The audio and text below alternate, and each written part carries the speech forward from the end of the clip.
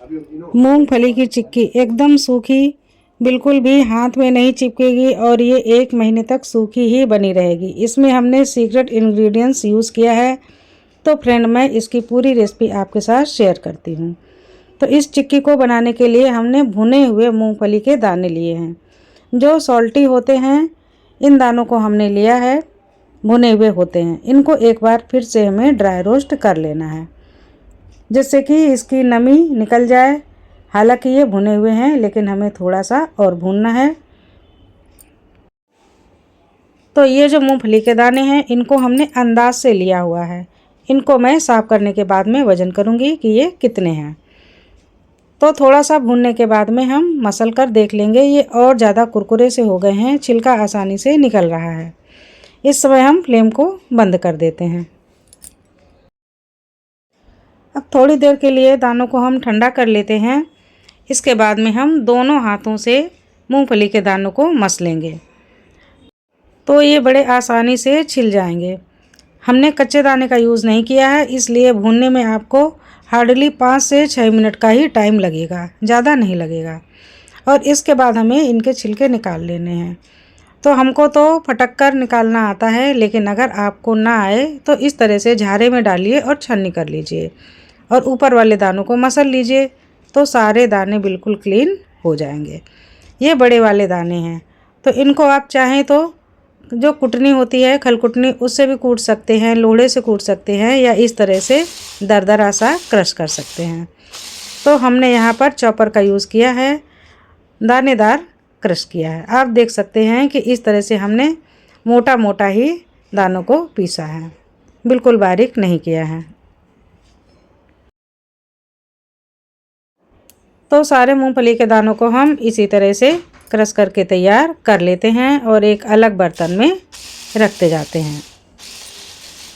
तो ये सारे दाने तैयार हो गए हैं। अब हम इनका वज़न कर सकते हैं। पहले हमने वज़न नहीं किया है, क्योंकि हमें पूरे ही दानों को चिक्की में यूज़ करना है। तो अब हम इनका वज़न करेंगे। ये पूरे दाने आधा किलो हैं। कुछ दाने ज़्यादा थे तो हमने उनको निकाल लिया है। और अब हमें इसका ठीक आधा गुड़ डालना है। तो यहाँ पर हमने बिल्कुल बारीक करके गुड़ लिया हुआ है। थोड़ा सा गुड़ कम हो रहा था, तो उसकी जगह हमने चीनी का यूज़ कर लिया है। बस 1 मुट्ठी चीनी हमने डाली है और 250 ग्राम हमने गुड़ ले लिया है। तो जितने दाने हैं उसका आधा हमें गुड़ या चीनी ले लेना है। तो अब हम कढ़ाई चढ़ा देते हैं। 2 से 3 टेबल स्पून देसी घी डालते हैं और इसमें गुड़ डाल देते हैं। धीमे फ्लेम पर अब हमें गुड़ को हिलाते हुए चलाते रहना है। बिल्कुल स्लो रखेंगे तो ये ऑटोमेटिक घुलने लगेगा, और जब इसमें लस पकड़ लेगा तो इसके बाद हमें कोई भी गोटी वगैरह नहीं लेनी है। बस गुड़ को इसी तरह से पिघला लेना है। थोड़ा सा हमने खुशबू बढ़ाने के लिए इलायची का दाना कूट करके डाल दिया है। इसको भी मिला लेते हैं। और अब ये पूरी तरह से गुड़ जो है ये घुल चुका है।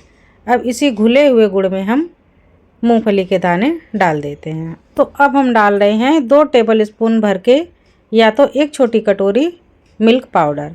ये मिल्क पाउडर मैंने फ्रिज में रखा हुआ था, फ्रीज़र में, तो नमी के कारण थोड़ी सी गुलठी सी हो गई है, इसलिए हम छन्नी के ऊपर से निकाल लेते हैं। और अब हमें मूंगफली के दाने के साथ में बहुत अच्छे से हिलाते हुए मिक्स करना है। इस तरह से थोड़ा सा हार्ड लगेगा, क्योंकि मिल्क पाउडर ने नमी सोख ली है, तो ये थोड़ा सा हार्ड हो जाएगा। अगर आपको ज़्यादा हार्ड लगे तो आप 1 चम्मच पानी या 1 चम्मच दूध डाल सकते हैं, बिल्कुल थोड़ा सा। नहीं तो आप घी डालिए, घी से भी ये अच्छे से सॉफ्ट हो जाएगा। तो यहाँ पर हमने 3 टीस्पून घी डाल दिया है। धीमे धीमे हम चलाते हुए फिर से पिघलाएंगे। फ्लेम अभी चालू है, बंद नहीं किया है। और इसी तरह से हमें गुड़ को चलाते रहना है। धीरे धीरे गुड़ नमी छोड़ देगा और आप देखेंगे कि बहुत अच्छी कंसिस्टेंसी में आ गया है। इसमें गोटी की कोई आवश्यकता नहीं है, पूरी तरह से पैन को छोड़ रहा है। तो ये अब तैयार है। देखा ना कितने जल्दी जमने के लिए रेडी है। ये काम अब हमें जल्दी ही करना है, क्योंकि गुड़ तेज़ी से जमने लगता है। तो हमने थाली को पहले ही ग्रीस कर लिया था।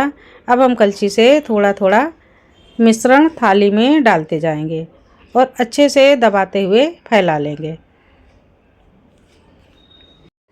तो फैलाने के लिए ये काफ़ी गर्म है। पहले तो हमने कलछी से ही इसको चारों तरफ अच्छे से फैला लिया है। उसके बाद में कलछी को हमने थोड़ा सा साफ़ कर लिया और अब छोटी सी एक कटोरी ले ली है और कटोरी की सहायता से हम थोड़ा सा दबाते हुए फैलाएंगे। थिकनेस आप अपने हिसाब से कर सकते हैं। अगर आपको ज़्यादा पतली चिक्की चाहिए तो फिर जो मूंगफली के दाने हैं इनको थोड़ा सा ज़्यादा बारीक आपको पीसना होगा।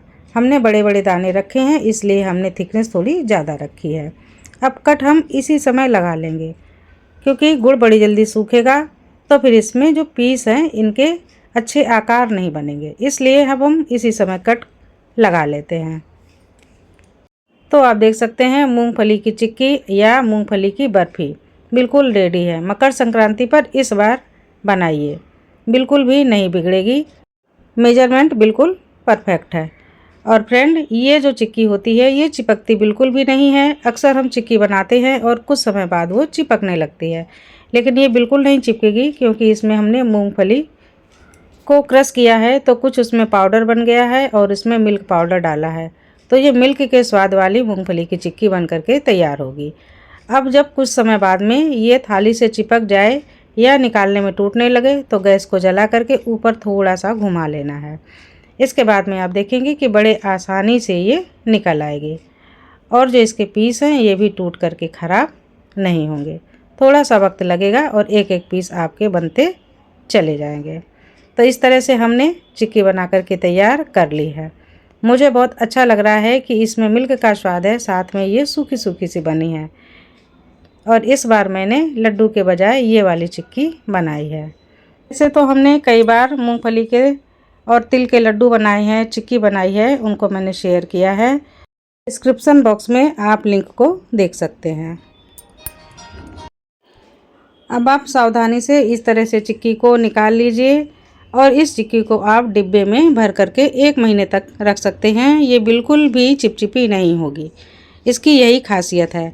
तो ये देखिए आपके सामने अब मैं तोड़ रही हूँ, आसानी से ये टूट रही हैं क्योंकि हमने निशान पहले ही लगा दिए थे।